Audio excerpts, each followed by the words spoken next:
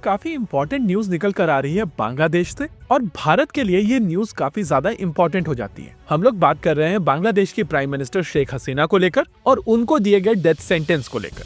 देखिए, पहले न्यूज समझते हैं। बांग्लादेश में एक इंटरनेशनल क्राइम ट्रिब्यूनल बनाया गया था जिसने बांग्लादेश की former prime minister Sheikh Hasina को डेथ सेंटेंस दिया है। अब ये सिचुएशन क्यों बनी है, इसके क्या मायने हैं और इसमें भारत का क्या रिस्पांस होने वाला है, इन सभी चीजों को समझने के लिए हम लोगों को पूरी सिचुएशन डिटेल में समझनी पड़ेगी। देखिए, बांग्लादेश में जब पिछले इलेक्शंस हुए थे तो वहां पर क्लियरली शेख हसीना जीती थी। हालांकि उनके पॉलिटिकल ओपोनेंट्स की तरफ से कहा गया था कि शेख हसीना ने इलेक्शंस को रिग किया था और फोर्सफुली वो इलेक्शंस जीती थी। इस तरीके के एलिगेशंस हर जगह लगाए जाते हैं और आमतौर पर इस तरीके के एलिगेशंस को बहुत ज्यादा सीरियसली लिया नहीं जाता है। लेकिन बांग्लादेश की सिचुएशन काफी ज्यादा डिफरेंट थी और कहीं न कहीं यही कारण था कि कुछ ही दिनों के बाद में मोहम्मद यूनुस को वहां पर इंस्टॉल कर दिया गया था। माना जाता है कि मोहम्मद यूनुस को इंस्टॉल करने के पीछे यूनाइटेड स्टेट्स ऑफ अमेरिका था और उस समय का जो बाइडेन एडमिनिस्ट्रेशन काफी हद तक बांग्लादेश में इंटरेस्टेड था। Over the period of time बहुत सारी अलग अलग तरीके की थ्योरीज निकल कर आई, जैसे कि बांग्लादेश के कुछ टुकड़े को काटकर एक नया देश बनाने की कोशिश की जाएगी।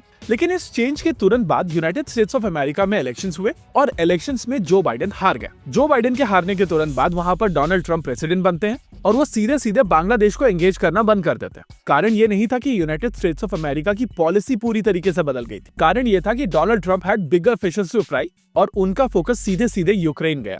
इसके अलावा भारत और चाइना के साथ में ट्रेड वॉर, यूक्रेन को पहले नेगोशिएट करने की कोशिश और फिर बाद में वहां पर और ज्यादा वेपन सिस्टम्स भेजा जाना, इजराइल और गाजा में जो सिचुएशन बनी हुई थी वो, और फिर जो साउथ अमेरिका में सिचुएशन बनी है, इन सभी चीजों के चलते बांग्लादेश उनके फोकस से हट गया था। एनीवेज, ये सब चीजें जब बैकग्राउंड में चल रही थी तो शेख हसीना के ऊपर एक केस चल रहा था और वो केस क्यों चल रहा था वो भी समझने की जरूरत है। यूनुस के बांग्लादेश में इंस्टॉलेशन के पीछे काफी हद तक कारण था जेनजी मूवमेंट। बांग्लादेश में जो स्टूडेंट प्रोटेस्ट हुई थी वो काफी ज्यादा वायलेंट थी और उसको शेख हसीना ने क्रैकडाउन किया था। शेख हसीना का क्रैकडाउन काफी ज्यादा ब्रूटल था और इस क्रैकडाउन के दौरान बहुत सारे प्रोटेस्टर्स मारे गए थे। और इस चीज को आप एक थंब रूल मानकर चल सकते हैं कि फोर्सफुली किसी भी चीज को कंट्रोल नहीं किया जा सकता है। इवेंचुअली शेख हसीना को बांग्लादेश छोड़ना पड़ा और वो बांग्लादेश छोड़कर भारत आ गई थी। तब से शेख हसीना दिल्ली में है, लेकिन मीनवाइल बांग्लादेश में एक ट्रिब्यूनल बनाया गया था जो स्टूडेंट प्रोटेस्ट के दौरान किए गए क्रैकडाउन को जज करने वाला था। लॉजिकली मोहम्मद यूनुस को वहां पर चुनाव कराने थे और ये ट्राइब्यूनल एक डेमोक्रेटिकली इलेक्टेड गवर्नमेंट के अंडर होना चाहिए था।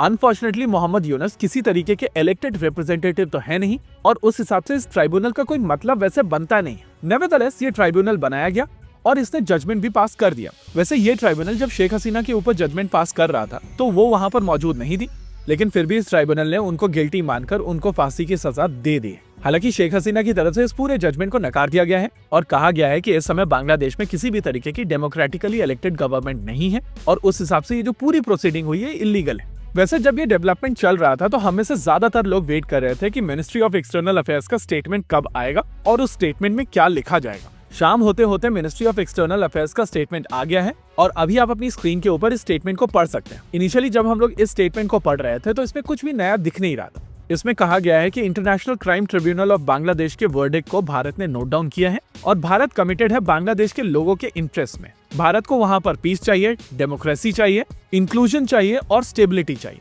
यहाँ पर इंपॉर्टेंट एस्पेक्ट्स हैं स्टेबिलिटी, पीस और डेमोक्रेसी। इन तीनों चीजों को अचीव करने के लिए भारत सभी स्टेक होल्डर्स, जी हाँ, यहाँ पर ये नोट करना जरूरी है कि भारत ने कहा है कि सभी स्टेक होल्डर्स को एंगेज करता रहेगा, यानी कि इंक्लूडिंग शेख हसीना। ऐसे में ये डेवलपमेंट काफी इंटरेस्टिंग है और इसी वजह से ये काफी इंटरेस्टिंग होगा कि आने वाले समय में बांग्लादेश इसको लेकर किस तरीके से रिएक्ट करता है और भारत का रेस्पॉन्स क्या होता है। इसी के साथ आज के इस वीडियो में रखते हैं केवल इतना ही। वीडियो को अंत तक देखने के लिए धन्यवाद। देखते रहिए कॉन्फ्लिक्ट एक्स। जय हिंद।